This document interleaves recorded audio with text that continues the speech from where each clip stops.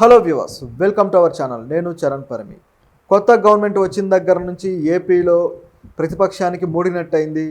ఒక్కొక్కరుగా నాయకులు కావచ్చు, ప్రభుత్వానికి సహకరించిన అధికారులు కావచ్చు, అనేక మంది అరెస్ట్ అవుతూ ఉన్నారు. అనేక మంది మీద కేసులు నమోదవుతూ ఉన్నాయి. సో గత కొద్ది రోజుల క్రితం కూడా కొంతమంది నాయకుల మీద, మాజీ ఎమ్మెల్యేల మీద, ఎంపీల మీద కేసులు నమోదవుతూ వచ్చాయి. ఇప్పుడు చూసుకుంటే ఆంధ్రప్రదేశ్ మాజీ CID chief IPS Sunil Kumar మీద కేసు నమోదైంది. ఇప్పుడు ఆయన సిఐడిగా ఎంతో పేరు తెచ్చుకున్న వ్యక్తి, ఆయన మీద కేసు నమోదవడం చూసుకుంటే దాని వెనక కారణాలు కూడా రాజకీయ కారణాలే కనిపిస్తున్నాయి. ఇదేమీ వేరే తరహాదేమి కాదు. సో గత కొద్ది రోజులుగా ఎవరైతే నాయకుల మీద కేసులు నమోదవుతూ వచ్చాయో, ప్రభుత్వంలో ఉన్నప్పుడు వాళ్ళు చేసిన దుశ్చర్యలు కావచ్చు, వాళ్ళు అధికారాన్ని ఉపయోగించుకున్న తీరు కావచ్చు, వీటన్నిటి వల్ల అనేక విమర్శలు కూడా ఎదుర్కొన్నారు గత ప్రభుత్వంలో వైసీపీ నాయకులు. జగన్ ప్రభుత్వ అధికారుల్ని, వాళ్ళ పోలీసుల్ని దుర్వినియోగం చేస్తున్నారు, వాళ్ళ జులుం ఈ ప్రతిపక్షాల మీద ప్రదర్శిస్తున్నారు అంటూ అనేక వార్తలు కూడా మనం చూసాం. సో అదే కోణంలో వాళ్ళు ఎప్పుడైతే గవర్నమెంట్ దిగిపోయిందో, కొత్తగా కూటమి గవర్నమెంట్ వచ్చిన తర్వాత నుంచి కూడా ఈ అధికారులందరినీ రెడ్ బుక్ అనే పెట్టుకొని ప్రతి ఒక్కరు నాయకులు, ఈ లోకేష్ కావచ్చు, అలాగే చంద్రబాబు కావచ్చు, రెడ్ బుక్ అని పెట్టుకొని ఇలాంటి అధికారులను లిస్ట్ చేసుకుంటూ వాళ్ళ హిట్ లిస్ట్లో చేరుస్తూ వస్తున్నారు. సో ఇప్పుడు ఒక్కొక్కరి మీద వాళ్ళు యాక్షన్ తీసుకోవడం మొదలుపెట్టారు.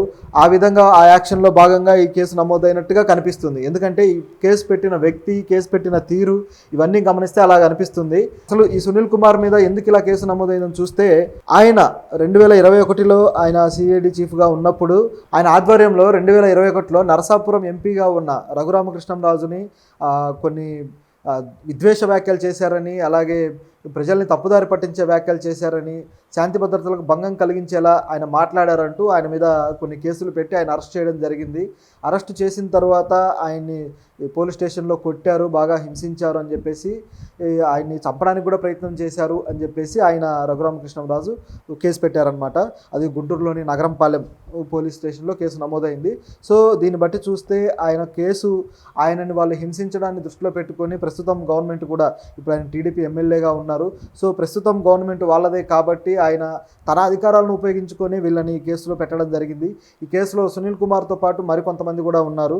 ఆ వ్యక్తులు ఎవరంటే ఐపీఎస్ సీతారామాంజనేయులు, విజయపాల్, సూపరింటెండెంట్, వీళ్ళంతా ఉన్నారనమాట. సో వీళ్ళందరి మీద యాక్షన్ తీసుకోవాలని చెప్పేసి ఆయన కేసు పెట్టడం జరిగింది. సో ఇక కేసు మీద దర్యాప్తు జరుగుతుంది.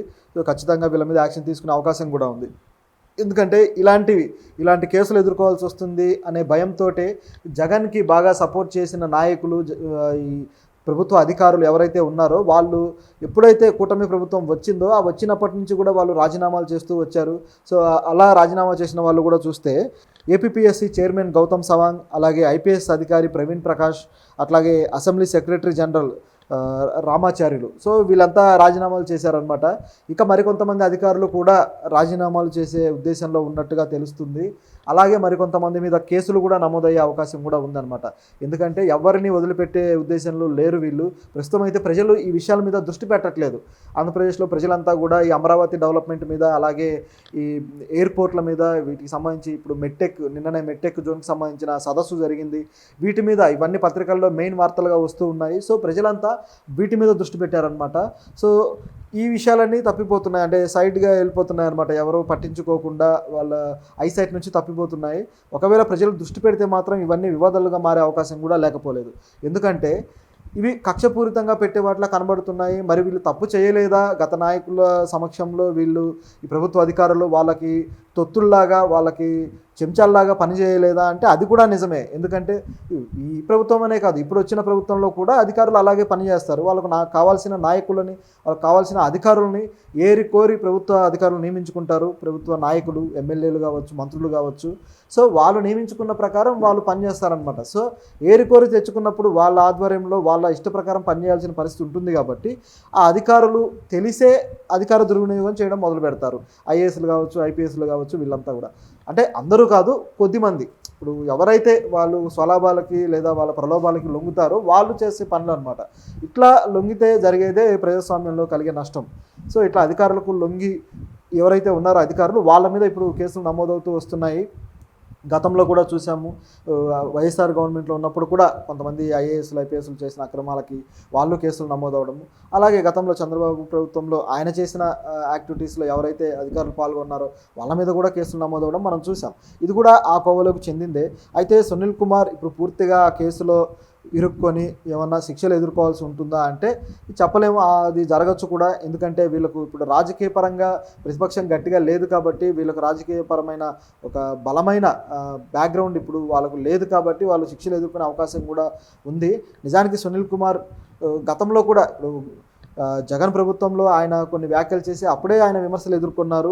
సో ఆ విమర్శలతో పాటు ఇప్పుడు ఆయన మీద కేసు నమోదైంది. నిజానికి ఆయన మంచి రచయిత. ఆయన పర్సనల్గా ఆయన లైఫ్ చూసుకుంటే చాలా మంచి రచయిత, ఒక దళితవాదం మీద చాలా అద్భుతమైన కథలు రాసిన వ్యక్తి. చాలామంది స్ఫూర్తి కూడా కలిగించారు. ఒక దళిత యువకులు ఇట్లా ఐపీఎస్లు కావాలి అనే యాంగిల్లో అంతే ఏదో ఒక స్పిరిట్ తోటి ఎంతో గొప్పగా ఆయన మొదట్లో పనిచేసి ఒక స్ఫూర్తిని నింపారు. ఆయన కథల్లో కూడా ఆ స్ఫూర్తి కనిపిస్తూ ఉంటుంది. సో ఇట్లా ఆయన ఒక మంచి సాహిత్యవేత్తగా కూడా ఆయన మంచి పేరు తెచ్చుకున్న వ్యక్తి. కానీ ఎప్పుడైతే ఈ సిఐడి చీఫ్ బాధ్యతలు తీసుకున్నారో ఒక్కసారిగా ఆయన రూట్ కానీ ఆయన ఆలోచన విధానం కానీ చాలా డిఫరెంట్గా కనపడింది, ఇంతకు ముందు ఉన్నదానికి ఇప్పుడు ఉన్నదానికి కూడా. సో ఆ డిఫరెన్స్ అనేది ఆయన ఎవరైతే ఆయన అనుసరిస్తారో, ఆయన అనుచరులు, అనుయాయులు ఎవరైతే ఉన్నారో, ఆయన ఇన్స్పిరేషన్గా తీసుకునే వాళ్ళకు కూడా అది ఇబ్బందికరంగానే అనిపించింది. సో ఇలా ప్రభుత్వాలకి మనం కొమ్ము కాస్తూ పోతే, ఒక మంచి పొజిషన్ వచ్చినప్పుడు, మంచి అధికారిగా మనం నిలబడ్డప్పుడు కొమ్ము కాస్తే మాత్రం ఖచ్చితంగా అది స్ఫూర్తినివ్వదు మన తర్వాతి జనరేషన్స్కి కూడా. సో ఇలా ఒక నెగిటివ్ మార్కింగ్ ఈరోజు వేసుకున్నట్టయింది. ఒకవేళ శిక్ష పడితే మరింతగా ఆయన నెగిటివ్గా కనిపించే అవకాశం కూడా లేకపోలేదు. అయితే ఇప్పుడు రాజీనామా చేసిన అధికారుల పరిస్థితి ఏంటి? ఇప్పుడు గౌతమ్ సవాంగ్ కావచ్చు, అలాగే ఐపీఎస్ ప్రవీణ్ ప్రకాష్ కావచ్చు, ఇప్పుడు వీళ్ళంతా రాజీనామాలు చేశారు. మరి వీళ్ళ మీద కేసులు పరిస్థితి ఏంటి అని చూసుకుంటే అవి కూడా జరగచ్చు, కేసులు పెట్టచ్చు అనే వాదన కూడా వినిపిస్తుంది. ఎందుకంటే ఎవరిని ఉపేక్షించే పరిస్థితిలో టీడీపీ లేదనమాట ఇప్పుడు. సో రాజీనామాలు చేసిన వాళ్ళు కూడా శిక్షలు